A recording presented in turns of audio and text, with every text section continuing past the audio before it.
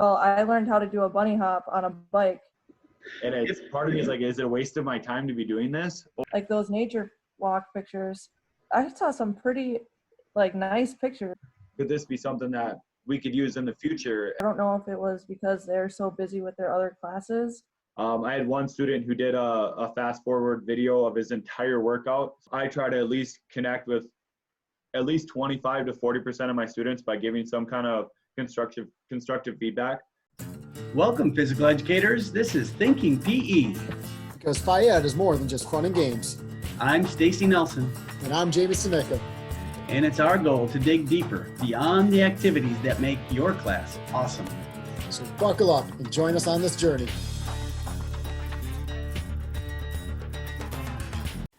Well, welcome back to part 2 of Connection Over Content. So glad you joined us again. Part 1 was just so loaded with insights from Joe for primary teachers and students that we decided we wanted to just let you sit on that for a while, and adding a whole another part to it would have just gotten to be too much. So we're going to go today with a whole part 2, but before we get to our guests, I wanted to pull up a graphic here and kind of show you why this topic rose to the top for us and why it's so important. We did some studies here, and this is a graphic off of a study we've done with students, a survey we've done. And for those of you listening on the podcast, this is a circle graph, and it's from this question. Compared to in school, is distance learning more or less stressful? And nearly half of the students answered distance learning is way more stressful.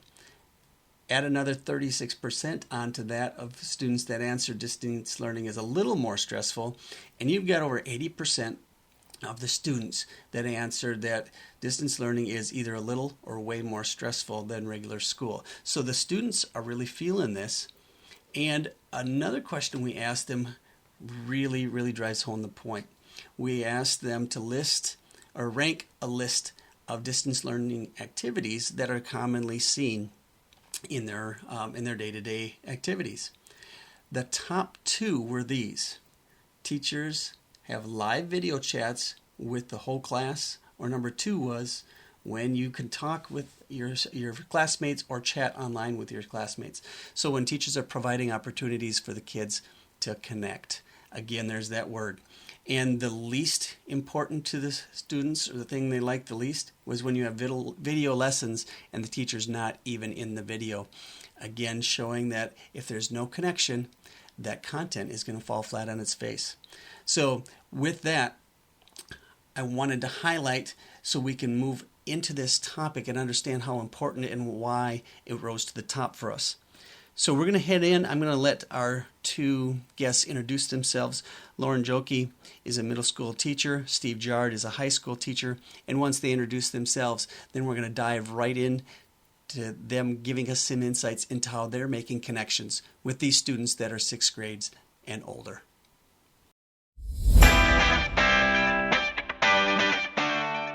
I'm Lauren Jokey. I teach 8th grade physical education at St. Francis Middle School. I'm in my 2nd year there, and definitely a different experience. I never thought I'd be teaching online PE in my 2nd year, but here we are. And just a little known fact that she was actually with Jamie a couple of years ago in her student teaching, and then we liked her so much we didn't let her go. So that's got kind of a nice addition for St. Francis, that's for sure. And Steve, you want to introduce yourself?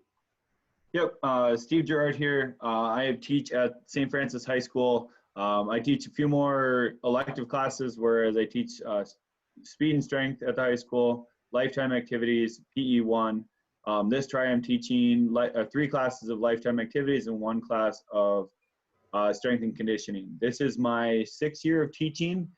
This is actually my 3rd district that I've been a part of. I started off at a small school up in Onamia, teaching junior high school all throughout the day. Then I had an opportunity to teach at the middle school where Jokey's currently at right now. And then I was a high school Phi-Ed teacher at Big Lake High School. And then with an opportunity to come back to St. Francis High School, I jumped on top of it with my wife getting a job there too, and love the atmosphere, love the people and the students, and couldn't turn it down. For sure. We're so glad we got you back after the budget cuts and everything that made you, released you in the first place. I was so bummed. So it's we're pretty excited to have you back for sure. What are you guys doing to, within your lesson or outside your lesson, to maintain relationships? So with the Google Classroom, when a student does upload their assignment, there's a posting message board there. I try to at least connect with at least 25 to 40% of my students by giving some kind of constructive feedback. I had one student who did a fast forward video of his entire workout. So he showed me his entire workout in it was almost 15 seconds. And I'm like, dude, that is incredibly awesome. How on earth did you do that? And what app did you use? And could this be something that we could use in the future? And being able to connect with every single student by the end of the week, even if it's a little blurb like, hey, good job, this is awesome. That's one of the ways that I've been trying to keep rapport with my students. Anything, Lauren, that you're doing to try to keep touch? Same thing with when they turn in assignments, either giving them, some feedback on what, either something that they could have done better, or just saying awesome job, like those nature walk pictures. I saw some pretty nice pictures, and definitely trying to spark their interest that way, and seeing what they like to, some of them were showed me a huge pile of wood and was like, here, this is what me and my dad just did, and stuff like that, and seeing what they're interested in.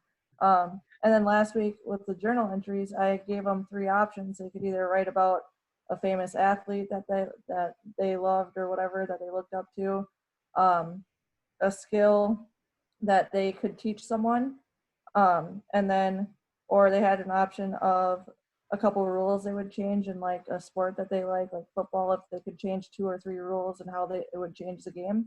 Yep. Well, I learned how to do a bunny hop on a bike from some kid that I never would have thought loved to go ride his bike and do it jumps. Yep. So just connecting that way has been really cool. So I teach 3 lifetime activities classes and 1 strength class, and every subject has their own hour time frame. Okay. So from 10 to 11, I'm available on Zoom for an hour for all my lifetime activities classes, kids. And then from 1 to 2, I'm available for my strength classes. What I have been doing is, if a student has a question, like I had a parent today email me, and she's like, well, this student such and such has got this part of a grade. Why is that? And I'm like, have the student hop on Zoom, have him and I have a conversation. And we ironed out everything, and we got rid of a lot of questions. So that live aspect has been awesome. But honestly, in an hour time frame, I will maybe talk to 1 to 3 students, and it's part of me is like, is it a waste of my time to be doing this? Or so one other, go ahead, Joe. Okay. I was just gonna say, I kind of typed on my stream the first week because I didn't want to overwhelm them, but I said, if you guys would want to, please comment on this post if you guys would want me to set up a Zoom or a Google Meets or whatever. And I didn't get any, and any responses. So I don't know if it was because they're so busy with their other classes and they have all their other Zooms that they need to hop on for questions or things like that. So I haven't had to, or I haven't, but I might throw that option out again now that we're a couple weeks in, just to say hi to some of my kids.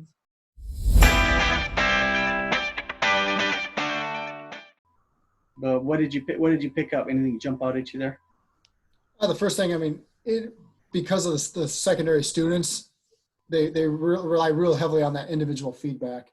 And you have a little more independence there, where you can send a student a message, where they can send their students a message and expect a response from that student. That's so heavily reliant, like we were just talking about the elementary students. We were talking with Joe there about the kindergarten and first graders, making the connection with the families. In the secondary, they're more independent. And Steve and Lauren had commented on the need and the necessity of that feedback through their Google Classrooms. Yeah, which is a great tool because it makes that so fluent and so easy to go back and forth with assignments, and just it's so simple to just make a little quick comment, say, hey, nice job, or hey, did you look at this? And I think I think all that takes is something small like that for a kid to know you looked at it. You And beat me to it. yeah, just to know that they're not just turning it in for no reason. And then especially if you make a comment that is pertinent to, for sure you had to read it, or for sure you had to look at it, that, hey, I like how you did this part here. I mean, you put some thought into it. I think, man, we all like to have our story told, so to speak. And when you put work into an assignment and hear it back, I think it really builds a relationship. Like Steve had commented on the student that did the workout video and did it in a fast forward fashion. And he's like, "Yeah, that's so cool. Which app did you use?" And that was a very meaningful interaction. Obviously, it validated the hard work that the student had put in. And I, not knowing the student, but I can say with some assurance that the student's going to be motivated to work hard again. Yeah, I would say for sure. Absolutely. No, that was it was a great illustration of that type of a thing.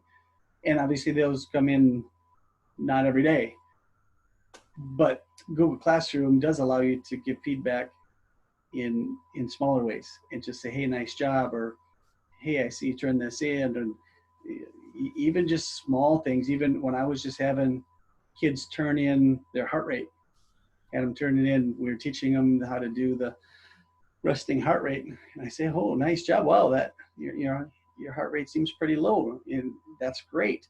Those little things, it's just, what does it take? 5 seconds to type a sentence like that, but I think it really means something. Yeah.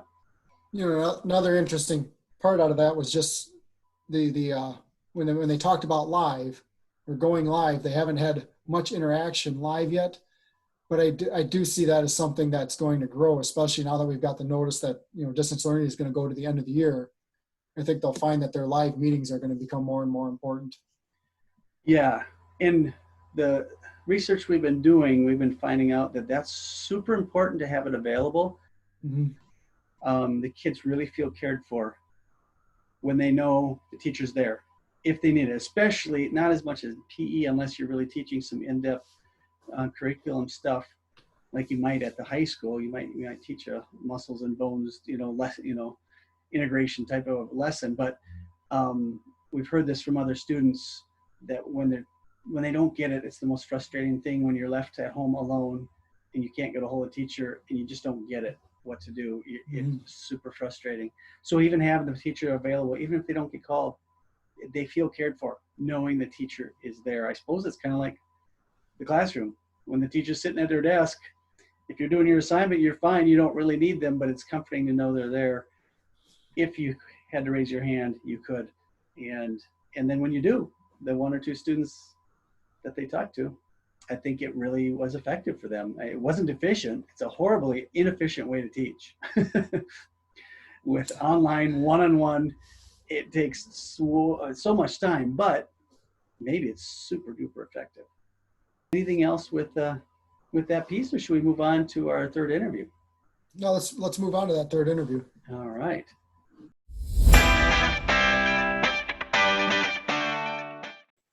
I think, yeah, or even like, why are they even like my teacher? And I always wanted to work harder for the ones who care. You don't miss the teachers? Not too much, no. I think that would be important, because then, yes, your teacher just kind of seems like a computer. Before college, that was definitely a big piece for me in school, was the teacher relationships. My math teacher so it's like we're in the class. Yeah, I like it when my own teacher a lot more than having other teachers, or even just videos, because they're not always directly on what we're supposed to learn. I told you they'd be honest, Jamie. There, you nailed it.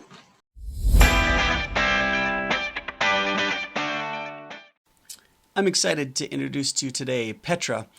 Petra is a middle school student from a northern suburb of the Twin Cities area up there in Minnesota. She has an older brother with her today whose name is Keegan. Keegan is a high schooler in the same school district. With them is their older sister Tejal, and Tejal is a college student at Eau Claire, Wisconsin. They're going to do some teaching today to us about this topic of connection from a student's point of view. What are some things as far as your maybe after school, staying in touch with friends and stuff? What are the ways you do? What are your favorite ways to stay in touch? Any of you can just jump in. Normally just through text, sometimes call them, but normally just through texting. Okay. Is that satisfying, or is it you guys dying to get together here pretty soon?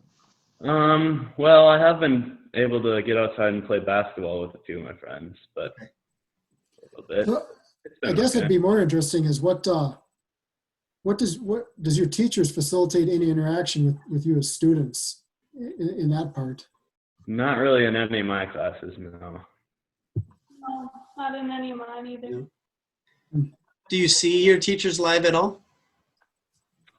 No, they do have live help sessions, so if you need help, you can talk to them live, but you don't have to.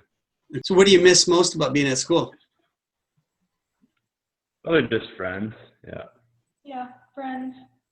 You don't miss the teachers? Not too much, no. Well, I told you they'd be honest, Jamie. I think oftentimes, we have this this perception of ourselves, and that's just interesting to hear it from the kids, what they miss most. Yeah. And the fact that they're missing their friends the most, but we might not be making the effort or the opportunities for them to connect with their friends. Yeah. Well, that's what I was hoping to gain from this is maybe instead of spending as much time focusing on good curriculum, maybe find some good ways to pull the kids in and design an activity they can do together. Do any of your teachers do a good job of being creative with their videos? Mine don't know. No. Yeah. Keegan and Petra, do any of your teachers make their own videos, or are they just sending you out? Have you ever seen any of them make their own? Yeah, my science teacher makes her own pretty much every day. Okay. Yeah. But not super creative. They just kind of No, ape just themselves going giving the over- lecture. Yeah, just going over what we need to learn. Okay. No, that's Some of mine do. They use my math teacher so it's like we're in the class, so she's teaching us a lesson, and it's usually 10 minutes, but I still get it, and then we have questions, so I think I like that one most, but Yeah. otherwise not a lot of teachers do. Do you like seeing your own teacher versus some other teaching video? Yeah, I like it when my own teacher a lot more than having other teachers or even just videos because they're not always directly on what we're supposed to learn, and she knows exactly what we're supposed to learn, so it's just easy to get more to the point. So it's not that you like seeing your teacher because you really don't miss your teacher, but it's that they're sticking to the point. I want to get that clear. We're not missing the teacher, but when the teacher's talking, that's exactly what they're going to be talking about. They're right on point. Okay, we don't get distracted. Got it. I want to make sure we drive home that point. We do not miss. We're not missing the teachers. Okay, got it. Connection over content. Again, this is from a teacher's perspective. We should be worried about connecting with students versus worried about how much content. Thoughts on that?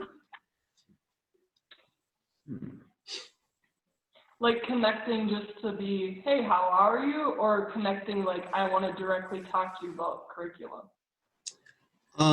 It seems to be that the buzz is about, let's just make sure these kids know we still care about them. Yeah, we have to put content out there at some point, but let's make connections with the student. Let's get in touch with them and worry less about, is it related to a standard or a direct curriculum? Would you? I think that would be important because then, if your teacher just kind of seems like a computer or something, or seems not really with you or not there, it's just a lot different. So I think, or even why are they even my teacher? Do I need them or I don't know. Yeah, just put. So if teachers are gonna spend some time, it might be worth, like we talked about earlier, instead of spending 3 or 4 hours trying to design a really good lesson, put that time into going live or getting in touch with you, or making time for you in a personal way. Yeah. I think that would be cool. Yeah. Okay. So it may be a fair statement to say it's something like if we as teachers made more of a diligent effort to make those connections with you as individual students, whether it is talking about our content or just talking about your football, that I would say I don't want to say you'd miss us more, but there's that piece where perhaps you don't miss us as teachers as much because we haven't put forth the effort to reinforce those connections that we took for granted in the school. I think, yeah. I think kind of, yeah, what you're saying there. Yeah. So it's interesting. Go ahead. I guess for me, before college, I haven't really gotten to know my professors yet, but before college, that was definitely a big piece for me in school, was the teacher relationships. And I always wanted to work harder for the ones who cared about There, you them. nailed it. So I think that's what you just nailed. If we work on the relationship, then when we put these assignments out, Yeah, you're gonna be more motivated to do them. Huh. that's what I was trying to say, and she did a good job of Yeah, saying more with less. I think she just did. That was fabulous. So here's an example. She's got a bright future as an educator. Yeah.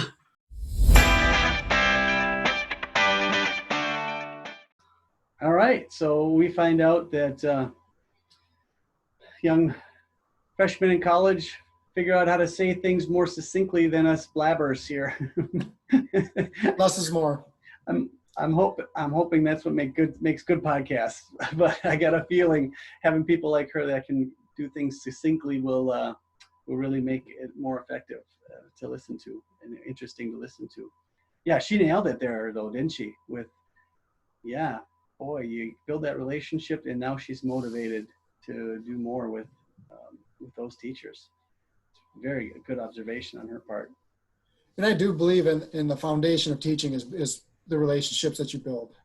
You know, you build those relationships with the students, and that's how they learn from you. And I was a bit taken back at first, and I was really stumbling to try to make sense of when you asked, "Do you miss your teachers?" And the answer was no. And I was like, "How?" And it was like, "Do we have this profound perception of ourselves, or what's the deal here?" And as I reflect on it, it just seems like the teachers are more worried about the content and haven't really used this time to build those connections, and that's the part that's lost. Yeah, I think it was somewhat evident. I don't want to be too hard on those teachers, but it did feel like they weren't putting a lot of creativity. They were they're doing their stuff. They're continuing with the curriculum and that kind of thing. And again, these are secondary teachers, and we're not there. But just like you said, listening to them, they weren't engaged with the teacher per se. But even my best friends as teachers, if you want to call them friends, at that age, you probably wouldn't say you missed them. I mean, you go all summer, you didn't miss your teachers over the summer, even though they were impactful for you in those 4 years. But so it might be just a language thing too. But Keegan also, he made a good point too when he said that he doesn't want to see his teacher as just the computer. So they are seeking that connection, like Joe, the connections over content. They are seeking that. Yeah, connection doesn't mean we have to miss them when we're away from them. You know, again, that's that language thing. But there's definitely a piece that he's like, yeah, without that connection, it'd be like, well, why don't we just use a computer? Be a whole lot cheaper. Listen, I just got the feeling that their videos are instructional videos, and they might be creative instruction, but it's a delivery of content, and it's not like Joe was talking about where it's I miss you and I care about you. Building and maintaining that individual relationship. Yep. And I think that piece they touched on about being the age appropriate activities, you know, for high schoolers, it might be, you know, designing sometimes when you just, as a teacher, just open up your classroom, and you know how some teachers have in high school have kids just hang out after class, you know, Yeah, especially seventh hour. Everybody leaves, but there'll be three kids that just kind of hang back, and the teacher kind of sits and chats and shoots the ball with them. And I think creating those types of things, whereas it could be a one-on-one, or it could be 3 or 4. It doesn't have to be the whole class. You don't have to organize it. But in high school, you just create more of those times where kids can just be together, and that's more age appropriate. Whereas in elementary, that's harder to do. You have to have it a little bit more organized. You know, and what both the high school and the middle school students were talking about, they didn't mention anything about what Lauren and Steve had mentioned with giving feedback. So Lauren and Steve had talked about, you know, giving a lot of feedback and individual feedback and on their assignments and stuff, and our students didn't really mention that. So again, it goes back to that relationship and that connection. If there's no personal connection when I'm doing my assignment, I'm no longer motivated. That's a really good point. Yeah. Again, I want to be real careful, not beating up any teachers here, but that this podcast is about connection over content, and maybe their content is fabulous, but that piece is that's what we're sensing we're missing, even from these students who are really good students. They don't have their parents having to hound them, and it didn't sound like Keegan needed a lot of extra help, where he would have gotten some of that one-on-one time from having an open session with his teacher. But if they were those types of students, maybe they'd be getting a little more feedback. But these students seems like they just kind of do their thing and turn it in, and they are self-motivated, so they're not getting that connection with their teacher, and that's that gap. I feel like you're kind of hitting that. You know, that is thinking PE. It's just getting us to think differently. Right. Think of the whys, and we don't know the context. We don't know what classes those even are. Right. You know, if it's a core curricular class where they're expected to teach that content because it's an advanced college level class that they're working for credit for, we don't know that. Yeah. But it's just take that information and apply that to the elementary world, and you start to see or at least I do. I start to see the importance of relationships. Yeah, I think it's come out in all 3 of these interviews. And again, these were just small pockets of these interviews that we did. Each of them were nearly an hour long, and we just pulled these pieces out, but they all 3 hit on that same idea, that from a kid's perspective, from elementary, from high school, it doesn't matter, that connection. Well, I think Joe said it, you know, you build those connections and then start filling it in with content, and the learning will happen after that. And everything we're studying here so far seems to fall in alignment with that statement.